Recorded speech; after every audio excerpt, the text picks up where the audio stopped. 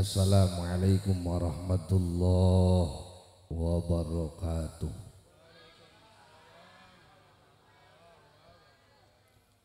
Assalamualaikum warahmatullahi wabarakatuh.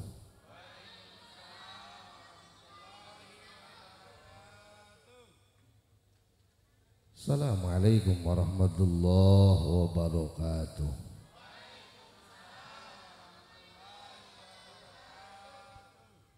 Alhamdulillahilladzi ja'alana minal muslimin wa shafallahu lana min aqidatil jahilin. Allahumma fasalli wa sallim ala sayyidina Muhammadin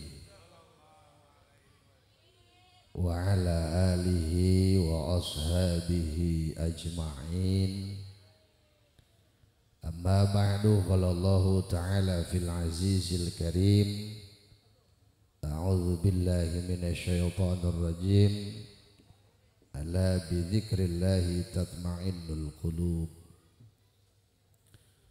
Yang saya muliakan segenap para alimul ulama, para kiai, tokoh agama, para ustadz, para habaib, para guru-guru ngaji, yang mudah-mudahan ustadz kita, guru kita dipanjangkan umurnya oleh Allah.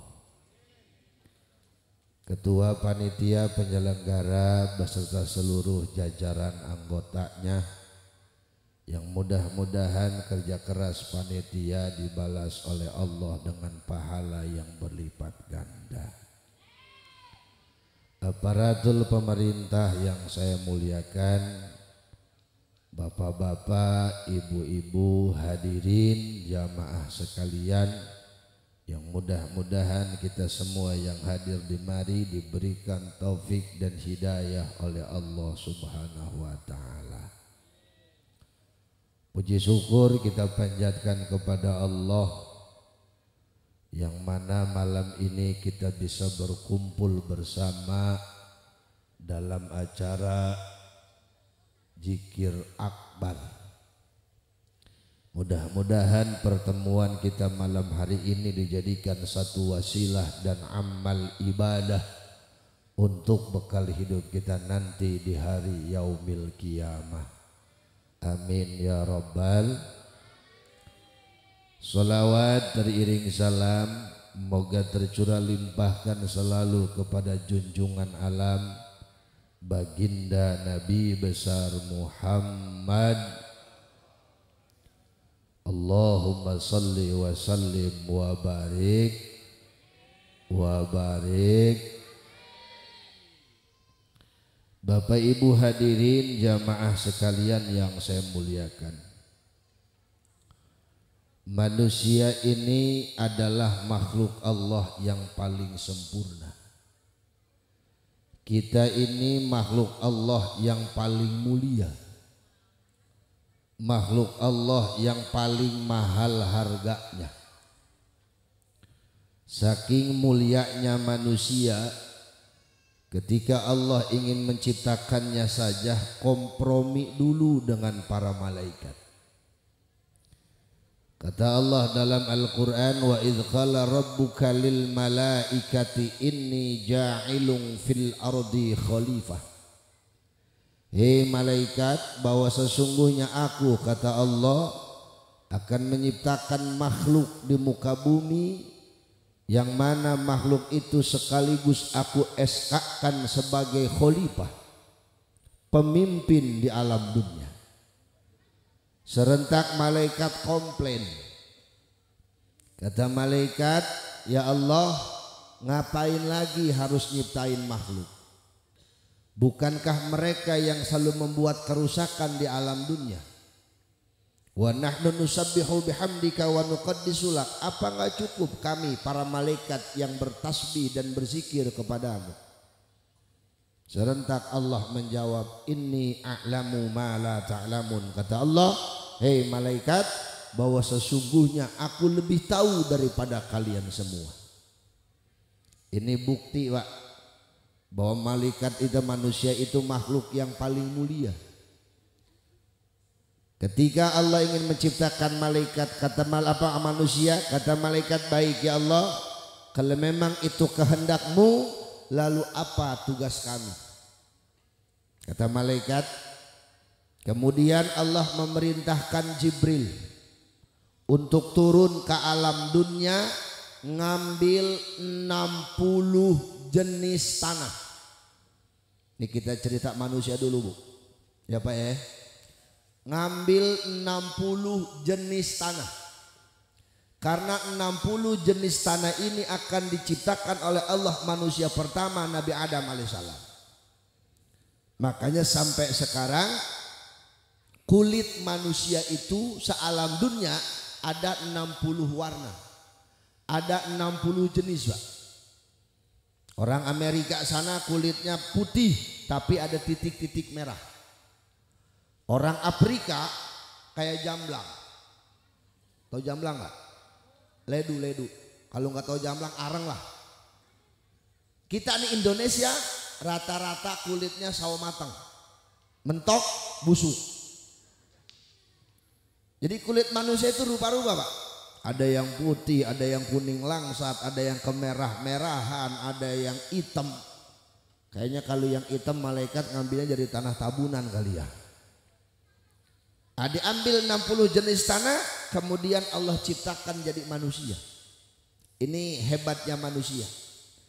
Ketika manusia pertama Nabi Adam alaihissalam Allah ciptakan, seluruh makhluk Allah termasuk malaikat dan jin suruh sujud sama Nabi Adam. Cuman saat itu yang gak sujud cuman satu, iblis. Iblis gak sujud. Kenapa? Karena iblis merasa lebih hebat. Iblis Allah ciptakan dari api, Adam dari tanah.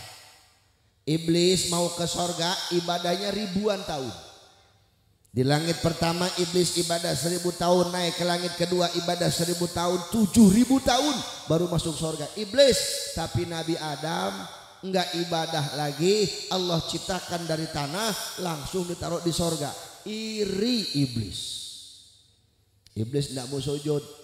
Kemudian Allah usir iblis ke alam dunia, yang pada akhirnya Allah naskan iblis dalam Al-Quran jadi ahli neraka. Cuman permintaan iblis 3. Ya Allah, saya siap tinggal di neraka, tapi saya punya permintaan 3.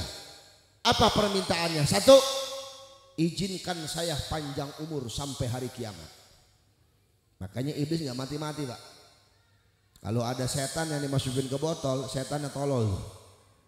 Bego aja lu, badan gede mau dimasukin ke botol. Ya. Yang kedua permintaan iblis,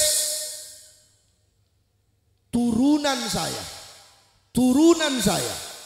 Saya tidak mau seperti manusia. Kalau manusia lahir anak kembar paling banyak 3. Iblis kalau kembar lahir 40. Oke, kata Allah. Yang ketiga, bebaskan saya untuk menggoda anak cucunya Adam sampai hari kiamat. Ini permintaan iblis, Pak. Makanya iblis sampai sekarang bebas ngegoda kita nih. Anak cucunya Adam sampai kiamat dibebaskan oleh Allah. Kata Allah, silahkan iblis, kau goda anak cucu Adam, tapi ada beberapa orang yang tidak bisa kau goda. Siapa? 1, orang yang imannya kuat kepadaku, kata Allah. Yang kedua, orang yang di hatinya selalu mengingat kepadaku, yaitu zikir kepada Allah. Nih, makanya malam ini malam istimewa. Di saat orang-orang semua pada hura-hura, pada bakar-bakar. Biasanya kan kalau malam tahun baru tuh bakar-bakar, Pak. Mungkin mereka makan ayamnya setahun sekali malam tahun baru doang. Ya, bakar ayam gak kebeli, beli ikan dia. Ikan gak kebeli, jagung gak kebeli, rumah dia bakar. Ya kan? Tapi sini orang, kamu apa mau sini? Orang Sudi Marak Pinang, malam ini kita berzikir ingat kepada Allah. Biar apa? Biar kita gak gampang digoda oleh iblis. Intinya biar sempurna kita jadi manusia yang akan menggapai kebahagiaan dunia dan akhirat. Alhamdulillah. Karena ketika manusia Allah ciptakan ke alam dunia, semua manusia termasuk kita orang Sudi Marapinang tujuannya sama, pengen bahagia dunia akhirat. Apalah arti kita bahagia di alam dunia kalau di akhirat kita ke neraka? Apalah guna kita mulia di hadapan manusia kalau di hadapan Allah kita terhina? Betul enggak? Betul enggak? Cuman yang jadi masalah, Pak, buat bahagia dunia akhirat itu enggak gampang. Buat mulia di hadapan manusia dan di hadapan Allah itu enggak mudah. Banyak orang yang mulia di hadapan manusia tapi di hadapan Allah terhina. Betul enggak? Banyak orang yang bahagia di alam dunia tapi di akhiratnya sengsara. Nauzubillahi min. Ini maaf. Pengen bahagia di alam dunia mah caranya gampang, Pak. Pengen mulia di hadapan orang caranya mudah. Punya harta aja kita udah bahagia banget di alam dunia. Betul enggak? Jadi orang kaya di hadapan manusia kita udah mulia banget. Siapa sih yang gak punya teman orang kaya? Siapa yang gak senang punya teman orang kaya? Pasti senang. Siapa sih yang gak mau jadi orang kaya? Pasti semuanya mau. Betul. Kadang-kadang kalau ada orang kaya mati yang talil juga banyak banget. Orang kaya nih mati yang talil nggak buadam.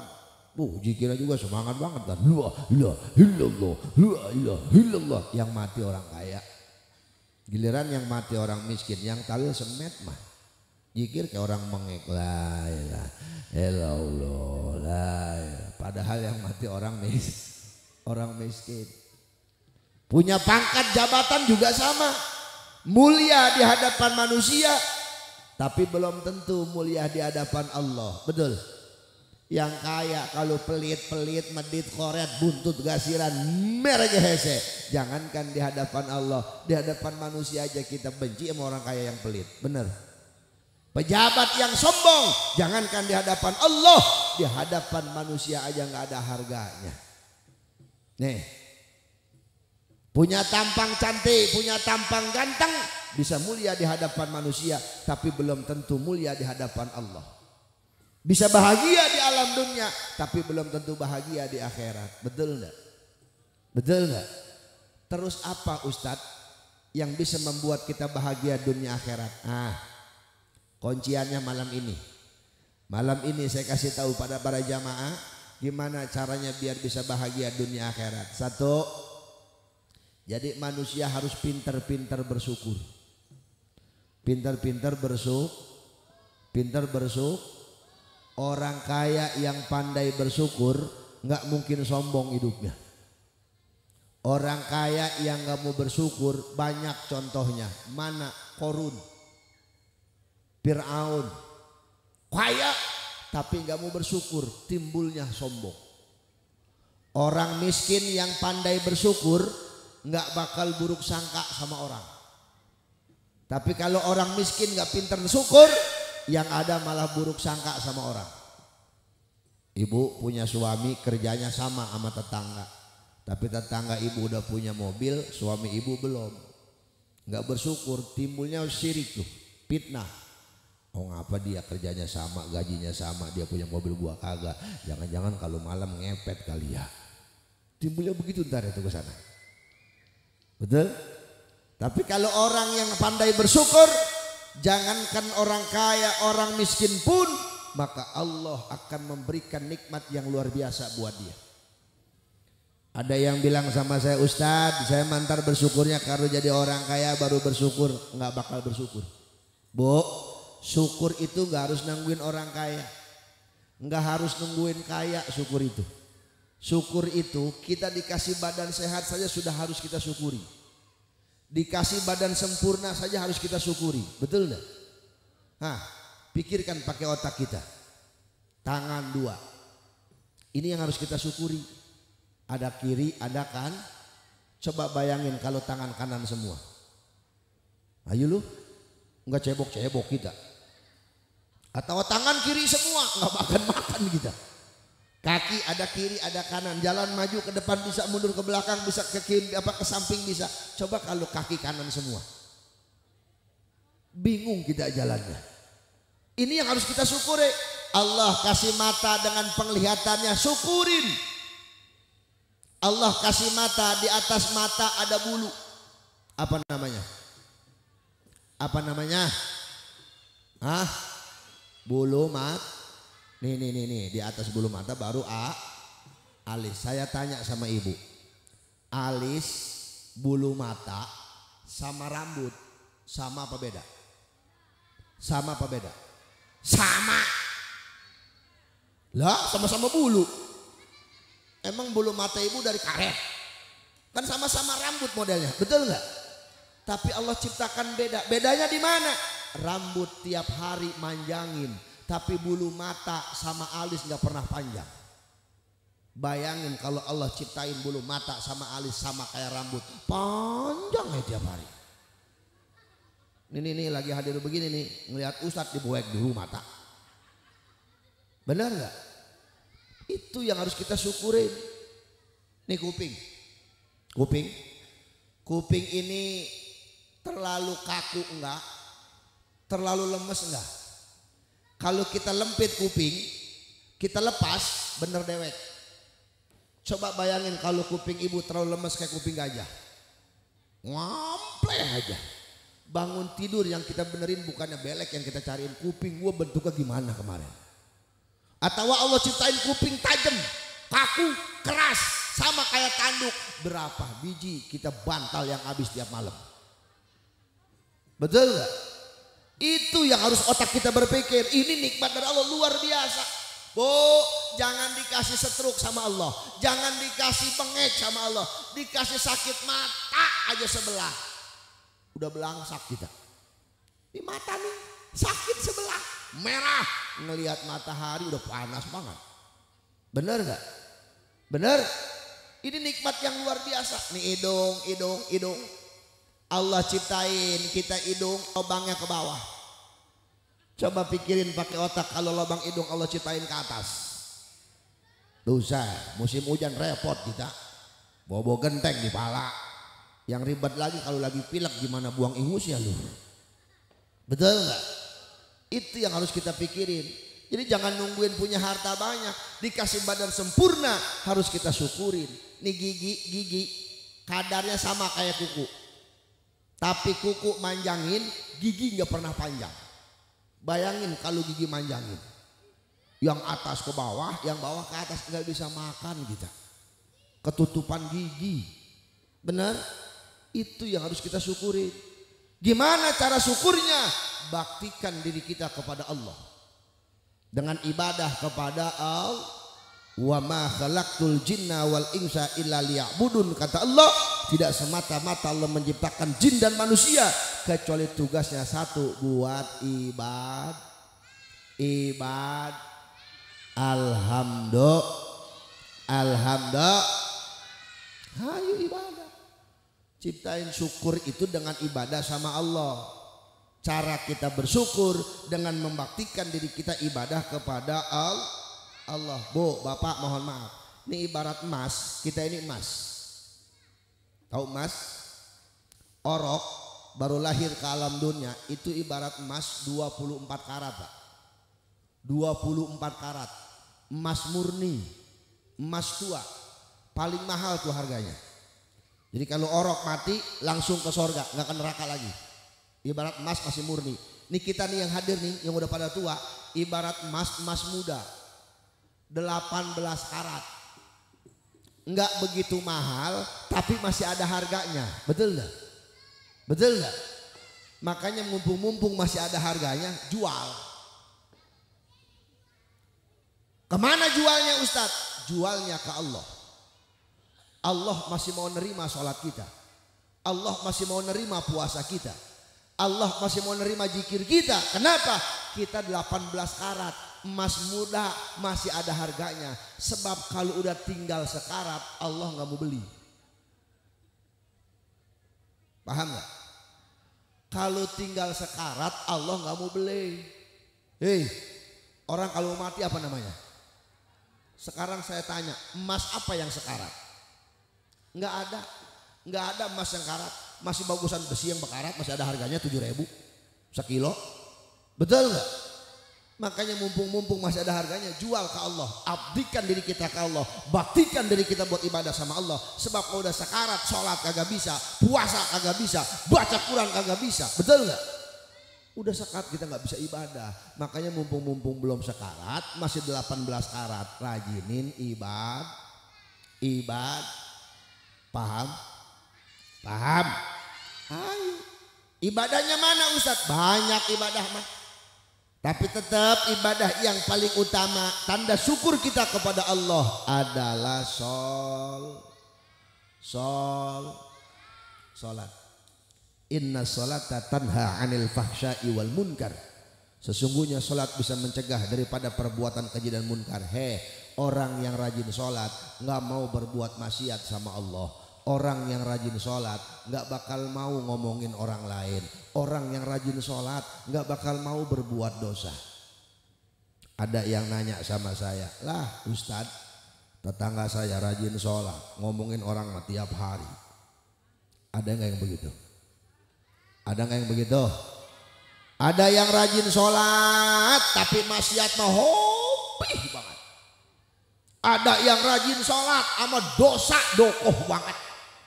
Mana buktinya Ustadz kalau inna sholata tanha 'anil fahsya'i wal munkar? Saya jawab malam ini. Dengerin. Bu, Ibu, Pak, sesungguhnya sholat bisa mencegah daripada perbuatan keji dan munkar kalau tingkah laku kita, perbuatan kita, akhlak dan etika kita mencontoh ketika kita lagi sholat. Sebab semua yang ada dalam sholat, baik rukun fi'li, rukun qauli, rukun qalbi, itu ngajarin kita biar jauh daripada perbuatan keji dan munkar. Apa yang sholat ajarkan? Satu, dari pakaian saja sholat mengajarkan kita biar jauh daripada perbuatan keji dan munkar. Khusus buat perempuan, ketika sedang sholat harus tutup aurat.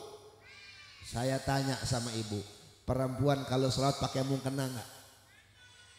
Yang namanya mukena ketutupan semua enggak? Ketutupan semua enggak? Kagak. Lah itu muka sama telapak tangan, buset, ketutupan mah kayak mayat baru lu. Siwal wajhi wal kafain, selain wajah dan dua telapak tangan. Artinya buat perempuan itulah aurat ketika sedang sholat. Seandainya pakaian itu digunakan di luar sholat, maka perempuan tersebut akan aman jauh daripada perbuatan keji dan munkar. Kalau sekarang perkosaan merajalela, perzinahan di mana-mana, jangan salahin laki-lakinya, 90% yang salah perempuannya. Loh kok bisa? Loh iya, gimana nggak bisa? Kalau perempuan sekarang keluar rumah buka aurat, ada yang keluar rumah pakai celana pendek di atas dengkul, mending kalau pahanya mulus, ngelihatnya rada enak, nggak perih ke mata. Yang enak kan yang coceng. Buset, mana betis gede bekoreng, kaki digaruk ngebul kayak bakar singkong. Lah kan gue enak banget ngelihatnya.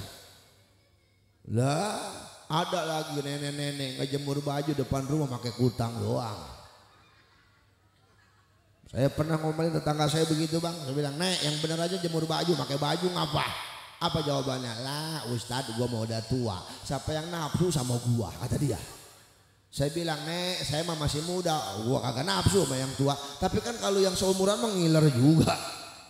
Betul nggak? Lah iya nih, makanya yang punya anak perempuan bilangin, keluar rumah suruh tutup aurat. Jangan kalah kita sama setan Islam. Di Islam setannya aja pakai baju sopan bu. Ibu lihat kuntilanak, kalau gentayangan tengah malam bajunya sopan, pakai gamis warnanya putih. Betul? Nggak pernah kita ngelihat kuntilanak gentayangan pakai tank top. Nggak pernah kita ngeliat kuntilanak menclok di pun rambutan pakai legging. Sopan. Apalagi pocong temennya, lebih sopan. Kuntilanak mah nggak pakai jilbab, pocong nggak pakai jilbab. Itu setannya, masa lu kalah sama setan? Ada yang ngomong, lah Ustadz itu tuyul nggak pernah pakai baju, telanjang aja. Wajar, tuyul mah masih anak-anak. Emaknya repot kali. Betul nggak? Lah iya, makanya ajarin tuh yang punya anak perempuan minimal kalau keluar rumah suruh pakai jil. Kalau bisa mah dari kecil bu, ini dari kecil nih. Ayo kalau kondangan keluar rumah pakaiin jilbab. Kalau kecilnya terbiasa, ntar gedenya terbiasa. Tuh begitu. Kalau kecilnya nggak terbiasa, gedenya susah disuruhnya. Bener enggak? Lah iya. Ini jangankan anaknya, emaknya lagi sama blow-onnya. Kondangan pakai legging doang. Mending bodinya bagus, mana lempengnya kayak suling. Buset pipi ditarik mulur kayak jepretan. Kondangan pakai legging doang, motor kencang pipi kedebak angin. Ajarin anaknya. Kadang-kadang punya anak kecil perempuan, buandanya nauzubillah, kecil-kecil naik pohon rambutan. Mana nggak pakai celana. Buset, RW lewat. Ngelihat ke atas, kata RW, astagfirullahaladzim, turun. Anak siapa lu? Anak ibu Anu. Maluin gua sebagai RW. Kecil-kecil naik pohon rambutan, gak pakai celana. Nih gua kasih duit. Gocap, bilangin malu, suruh pakai celana, suruh beli celana. Iya Pak RW, lari aja itu bocah. Mak dikasih duit, sama siapa? RW. Kenapa? Naik pohon rambutan gak pakai celana. Lu sembarangan aja sih. Ih enak mak. Gocap lumayan. Emaknya mikir, kalau anak gua gocap apalagi gua. Gope. Emaknya nanya, lu naik ke jam berapa? Jam 8. Pas RW berangkat kerja. Oh ya udah. Dapat 3 hari. Emaknya begitu sama. Naik pun rambutan, pakai rok, mana pakai celana. Naik ke atas, RW lewat. Innalillahi, turun. Ih, udah tua-tua lu, ngemaluin gua jadi RW. Nih, 2.000. Beli silet. Ayo dari kecil pakaiin jilbab, tutup aurat. Karena sholat mengajarkan kita khusus buat perempuan, kudu pintar-pintar tutup aurat. 1, 2. Yang sholat ajarkan buat kita biar jauh daripada perbuatan keji dan munkar, kudu pintar-pintar jaga mall. Jaga mall. Saya tanya, Bu, orang sholat boleh bersuara nggak? Hui, orang sholat boleh bersuara nggak? Boleh bersuara nggak? Boleh. Loh, kalau kagak boleh maka orang gagu kita sholat. Pan ada rukun kauli, rukun ucapan. Usolli fardal maghribi. Bersuara nggak? Bersuara nggak? Coba kalau nggak boleh, kayak orang gagu kita ngegerang doang.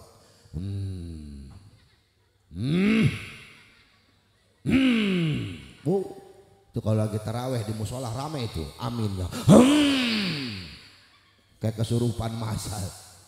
Orang sholat boleh bicara nggak? Boleh bicara nggak? Kagak boleh.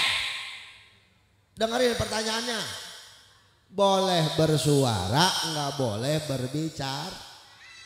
Ibu lagi sholat Johor, Allahu Akbar. Dapat 2 rakaat, anak datang, narik-narik mukena, mak minta duit mak. Mak minta duit. Emaknya lagi sholat pakai ngomel, tar dulu gua sholat dulu. Atuh batal. Jangankan bicara 1 kalimat, bicara 1 kata, bicara 1 huruf ketika sedang sholat, huruf yang memberikan arti dan makna, batal sholat kita. Indah yang sholat ajarkan jadi manusia. Silakan bersuara lagi sholat, tapi nggak boleh bicara. Intinya terapin di kehidupan sehari-hari, kudu pinter-pinter jaga mulut. Silahkan bicara, tapi jangan banyak bicarain orang lain. Betul? Betul? Salamatul insan fi hifzil lisan. Selamatnya manusia tergantung bisa dan tidaknya menjaga lisannya. Ini kadang-kadang kan mulut kita kagak bisa dijaga. Apalagi orang wadon mah. Kalau urusan ngomongin orang, buset doyan banget. Lah, dia mah apa jadi omong. Kondangan nih, kondangan. Ngelihat orang kondangan baru datang, lakinya ganteng, bininya jorek, abis diomongin. Bu, no lihat, laki-laki tolol ya. Ganteng-ganteng bininya kayak buntelan kentut. Matanya dibalik setan kali itu laki lah. Bini-bini orang, laki-laki orang, lu yang repot. Berangkat kondangan, ibu-ibu berangkat ke pengajian, ngeliat ustazah pakai gelang gede diomongin. Lihat guru kita gelangnya gede, dapat arisan kali ya. Yang aja ngomong sama gilanya nembalin aja. Iya, tapi emasnya begitu warnanya. Kayaknya mah itu mah emas muda bukan emas tua. Lah, nih mulut nih, awas. Termasuk kalau ngomelin anak, bapak ibu dengerin, nih ibu nih, khususnya ibu, sebab bapak-bapak jarang ngomel, nih mama nih. Nih kalau ngomelin anak nih, jangan sembarangan. Ini kadang-kadang kalau ngomelin anak enteng banget kayak nggak punya bro. Anak monyet, anak setan. Lah kan lu emaknya. Kalau anak monyet berarti emak monyet. Betul nggak? Nih mama dengerin, sebab mama paling doyan ngomel. Kalau bapak-bapak mah jarang ngomel. Jadi mama anak datang minta duit juga diomelin dulu. Tapi dikasih, blow on kata gua mah. Datang nih anaknya, mak minta duit, mak emaknya ngomel. Jajan dulu. Pagi jajan, siang jajan, sore jajan, ntar malam jajan lagi ya. Nih 2.000. Mama tuh. Bapak-bapak mah jarang, betul gak? Lah, ini maaf nih. Jangan sembarangan kita ngomel anak. Orang dulu sering bilang, jangan ngomel sembarangan. Takut malaikat lewat, kan begitu Bu ya. Sebenarnya malaikat nggak pernah lewat. Malaikat itu nggak pernah kiri kanan kita ada malaikat. Rokib atid dan tukang nyatetin amal. Belum lagi satu orang ada 40 malaikat rahmat yang ngejagain kita. Bukan malaikat yang lewat. Khawatir Nabi Khidir ibu ngomelin anak. Bego nih anak. Nabi Khidir lewat, diaminin sama Nabi Khidir. Atau bego terus. Ayo perbutnya dulu.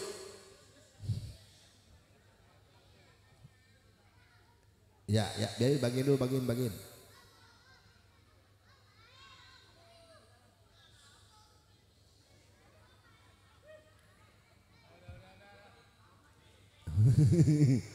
Nah, biarin. Nah, habis dah. Nah, kalau nggak kebagian di depan ada warung Madura. Nih, bukan malaikat yang lewat, khawatir Nabi Khidir lagi lewat. Kalau ibu ngomong sembarangan sama anak, diaminin sama Nabi Khidir, diijabah. Makanya kalau ngomel anak itu yang benar.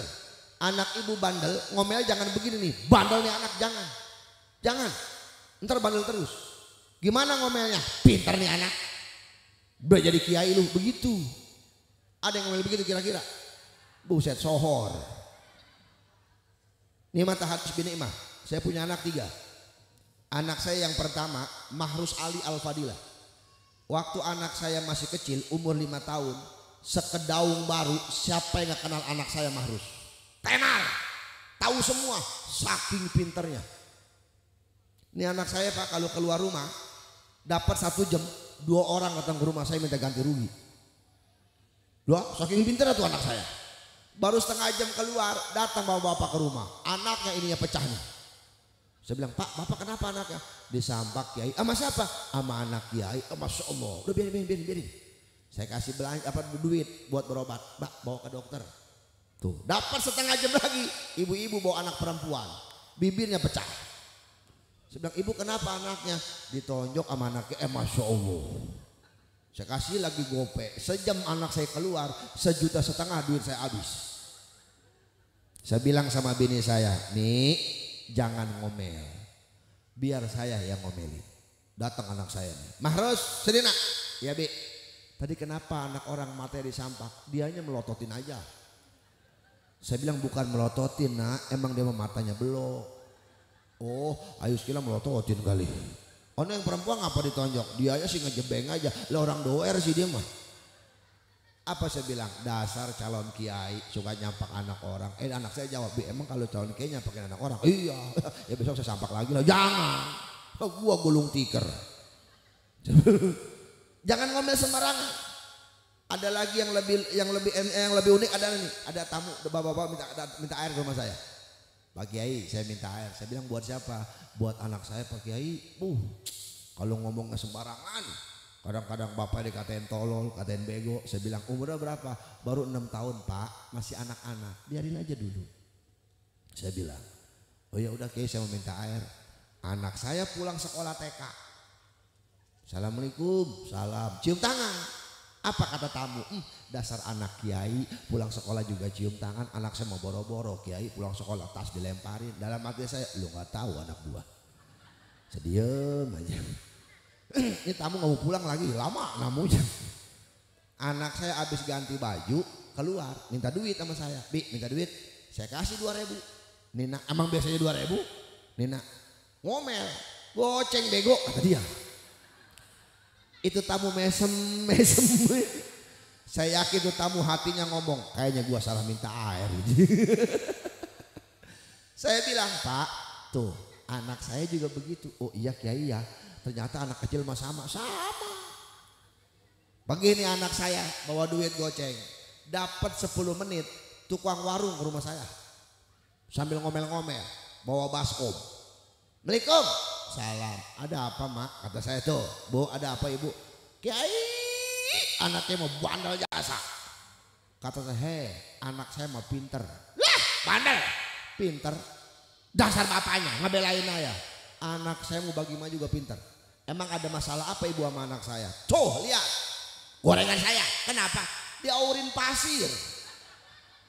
Oh.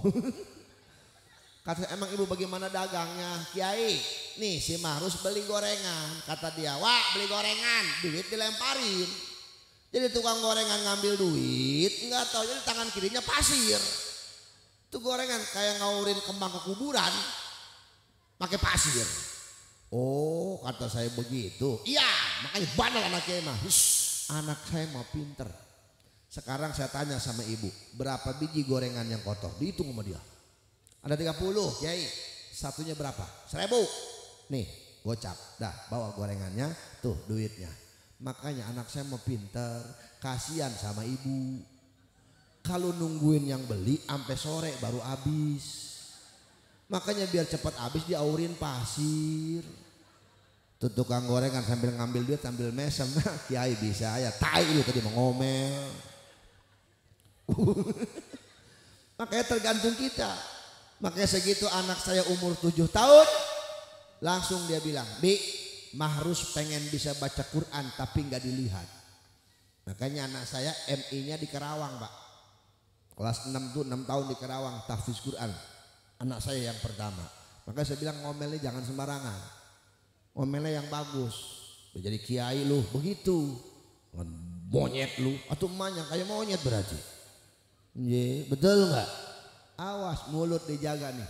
Yang sholat ajarkan sama kita. Jadi manusia kudu pintar-pintar jaga mul. Jaga mul. 2. Yang ketiga. Yang sholat ajarkan sama kita. Jadi manusia kudu banyak-banyak berdoa. Sebab menurut lugo as-sholatu du'aun. Sholat sama juga berdoa. Sholat sama juga kita zikir. Sholat sama juga kita minta sama Allah. Lihat bacaan sholat. Semua memuji Allah. Semua minta sama Allah. Ruku kita doa, kita muji Allah. Subhana rabbiyal azim wa bihamdi. Sujud subhana rabbiyal a'la wa bihamdi. Duduk di antara sujud doa rabbik firli warhamni wazburni warfani warzuqni wahdini wa'afini wa'afwani. Doa bahkan sampai tahiyat doa. Doa iftitah doa. Semua yang dilakukan dalam sholat adalah doa. Makanya yang ketiga yang sholat ajarkan kudu banyak-banyak berdoa.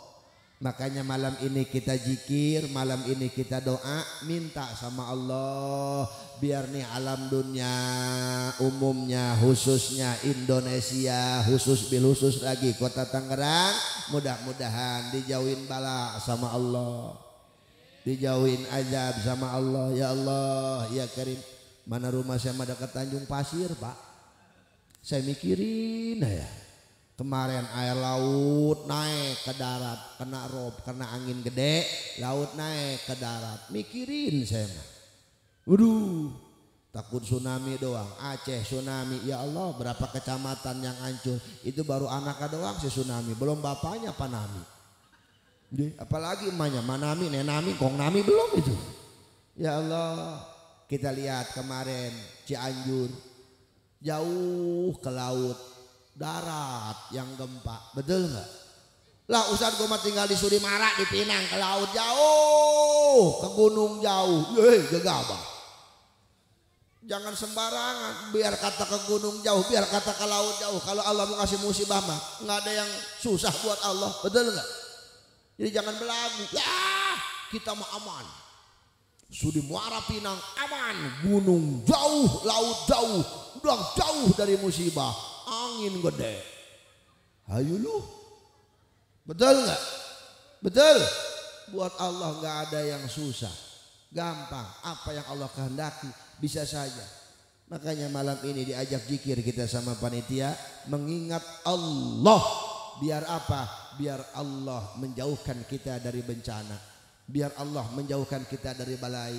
Dari tahun ke tahun, setiap akhir tahun yang namanya musibah pasti ada aja. Betul nggak? Ada aja. Dari kejadian 18 tahun yang lalu Aceh, mulai dari situ, dari tahun ke tahun ke tahun ke tahun, setiap Desember pasti itu musibah ada. Entah itu banjir, entah itu angin puting beliung, entah itu gempa, entah itu tsunami, pasti ada. Bukannya Allah benci sama kita, Allah mengajarkan sama kita biar kita mau berpikir, biar selalu ingat sama Allah. Jangan zikir kaget, jangan zikir kaget. Biasanya kita mah zikir kaget, ada musibah baru Indonesia berzikir. Kemarin lu kemana ya? Betul nggak? Betul nggak? Lah iya, nih akhir tahun malam ini panitia mengajak kita berzikir.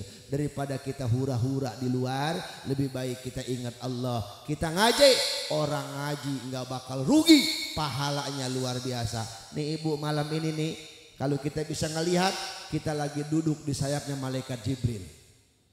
Ntar sayap malaikat Jibril di akhirat bakal jadi saksi. Bahkan di kitab Qisatul Aulia ada orang yang masuk sorga gara-gara pantat. Pantatnya doang ke sorga pak, badannya ke neraka, pantat-pantatnya ke sorga, pantat doang. Kenapa? Karena pantatnya duduk di majlis taklim, walaupun lagi ngaji, kadang-kadang otaknya nggak ikut ngaji, kadang-kadang hatinya nggak ikut ngaji. Pantatnya mah duduk, tapi otaknya mah lagi ngelayap. Waduh, kalau manggang enak nih kayaknya malam ini. Hayu begitu, betul nggak? Tapi pantat mah tetap nggak bakal bisa ngelayap, duduk kayak di situ. Makanya pantat mah salah satu anggota tubuh yang paling jujur. Coba lihat pantat, setiap yang dikeluarin dari pantat pasti bau. Walaupun anginnya doang, jujur dia mah. Jadi, betul nggak bu? Nih, ibu duduk di pengajian taklim. Pantat mah tetap duduk, walaupun hati sama otak nggak ikut ngaji, bener? Cuman kadang-kadang duduknya robah-robah, wajar sih. Sebab orang yang duduk di majelis taklim setannya banyak. Maka yang duduk di pengajian dari pertama datang sampai bubar nggak ada yang husu, robah-robah ya duduknya. Pertama sila pegel miring kiri, kiri pegel miring kanan, kanan pegel tangkap dengkul satu, nangkap dengkul pegel beronjor usap ya kaki. Betul nggak? Pengajian tuh. Ketika matanya, ketika anggota tubuhnya ke neraka, pantat di sorga, pantat. Malaikat bingung, weh pantat siapa ini? Badannya mana? Pantat ngomong, weh penuh di sorga. Iya kata pantat, saya rajin duduk di majlis taklim, makanya saya mah ke sorga duluan. Kata malaikat, yang lain mana? Masih di neraka. Panggil, masa iya pantat doang, nggak seru. Panggil, palanya dipanggil, badannya dipanggil, gara-gara pantat semua anggota tubuh masuk surganya Allah. Alhamdulillah. Tuh, makanya malam ini kita duduk di majlis taklim, pahalanya luar biasa. Diajak marhaban, diajak zikir, ngingat Allah, ngaji, udah nggak bakal kehitung pahala. Sekelas profesor nggak bakal bisa ngitung pahala orang yang ngaji. Duduknya di majlis taklim satu saat bagaikan orang yang menyumbangkan kuda 1000 untuk perang di jalan Allah. Masya Allah, luar biasa. Belum duduknya, belum jalannya dari rumah ke majlis taklim 1 langkah 10 pahala, 10 dosa Allah hapus, 10 derajat Allah angkat. Itu baru selangkah. Makanya biar pengen tahu pahala ngaji, ntar pulang dari mari hitungin langkahnya. Berapa langkah? Lah Ustadz gua mah gak jalan naik motor, bagaimana ngitung pahalanya? Hitungin ban motor berapa kali muternya. Wadah pahala orang ngaji mah luar biasa ya, nggak ada ruginya. Makanya jangan bubar sebelum acara selesai. Ini kita panitia mengajak kita untuk mengingat Allah. Sebab ala bidzikrillahi tatma'innul qulub. Orang yang rajin zikir hatinya bakal tenang. Orang yang rajin zikir tentrem hatinya. Walaupun gak punya duit, kalau rajin zikir mah insya Allah puyeng juga. Man puyeng gak lama karena selalu zikir sama Allah. Ntar Allah kasih jalan keluarnya. Betul gak? Tuh kayak begitu. Bapak Ibu hadirin jamaah sekalian yang saya muliakan nih. Yang pertama, biar kita jadi manusia yang bahagia dunia akhirat, satu modalnya adalah bersyukur. Jangan ngikutin, jangan nungguin banyak harta, dikasih badan sehat harus kita syukurin dengan cara taqarruban ilallah, ibadah kepada Allah Subhanahu wa ta'ala. Mudah-mudahan kita semua diberikan hidayah oleh Allah Subhanahu wa ta'ala. Yang gak mau ibadah biar rajin ibadah, yang udah rajin ibadah istiqomah dalam ibadahnya, anak-anak kita soleh dan soleha, keluarga kita sakinah mawaddah warahmah. Allah berikan rezeki yang banyak, yang halal, yang barokah. Puncaknya ketika nanti Allah cabut nyawa kita, mudah-mudahan kita meninggal dunia dalam keadaan husnul khotimah. Husnul khotimah, husnul khotimah. Al-Fatihah bil qabul wa tamami kulli su'il wa ma'mul wa ila hadratir rasul wa summa ila hadratin nabiyyillah Khidir alaihi salam balian bin Malkad. Al-Fatihah. Bismillahirrahmanirrahim. Alhamdulillahi rabbil alamin arrahmanir rahim maliki yaumiddin. Iyyaka na'budu wa iyyaka nasta'in ihdinas siratal mustaqim siratal ladzina an'amta 'alaihim ghairil maghdubi 'alaihim waladdallin. Bapak Ibu hadirin jamaah sekalian yang saya muliakan, nanti ada guru kita, ada habaib yang akan memberikan ilmu kepada kita. Ini mohon maaf panitia, tadi seharusnya sambutan dan lain sebagainya, tapi saya lebih awal karena saya harus berangkat lagi ke daerah Cepete. Doain mudah-mudahan berkah panjang umur, sehat selalu, dan doain juga sahabat saya nih Bang Kosim yang baru jadi pengantin baru ya Bang. Luar biasa, nggak cerita sama saya beliau ini. Ya mudah-mudahan rumah tangganya sakinah mawaddah warahmah ya Bang Qasim ya, buat berkah selalu buat para ustadz, buat para jamaah, mudah-mudahan berkah semuanya, amin. Bila saya cukup sekian, kurang lebihnya mohon maaf. Billahi taufiq wal hidayah. Assalamualaikum warahmatullahi wabarakatuh.